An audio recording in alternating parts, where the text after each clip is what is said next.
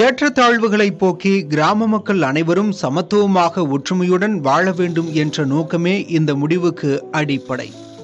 Oppilanpatti, S Mampatti, Thumbaipatti, Valayapatti, Idaiyapatti உள்ளிட்ட 8 பட்டி மக்கள் 3 தலைமுறைகளாக தீபாவளியை தவிர்க்கின்றனர். விவசாய காலங்களில் பொருளாதார சிரமங்கள் காரணமாக சிலர் தீபாவளி கொண்டாட முடியாத நிலை ஏற்பட்ட போது இந்த சமத்துவ முடிவை ஊர் பெரியவர்கள் எடுத்தனர். தீபாவளி பண்டிகை அன்று தலைக்கு எண்ணெய் வைத்து குளிப்பதையோ, பலகாரங்கள் தயாரிப்பதையோ, பட்டாசு வெடிப்பதையோ, புத்தாடை அணிவதையோ இந்த கிராம மக்கள் அறவே தவிர்த்து விடுகின்றனர்.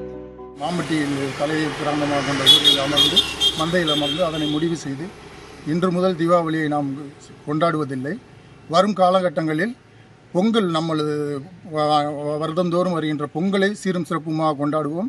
இதனை அனைவரும் ஒப்புதல் கொள்ள வேண்டும் என்று கூறி முடிவெடுத்தார்கள். நல்ல செழிப்பாக விவசாயம்லாம் செழித்து எல்லா வீட்டுக்கும் அறுவடை நெல்கள் வந்துடுது. அந்த காலங்களில் நம்ம செழிப்பாக இருக்கிற காலத்தில் பொங்கலை கொண்டாடிக்கிடுவோம் அப்படின்னு முடிவெடுத்து முன்னோர்கள் முடிவெடுத்ததன்பாரில் நாங்கள் தீபாவளியை கொண்டாடுறதில்ல.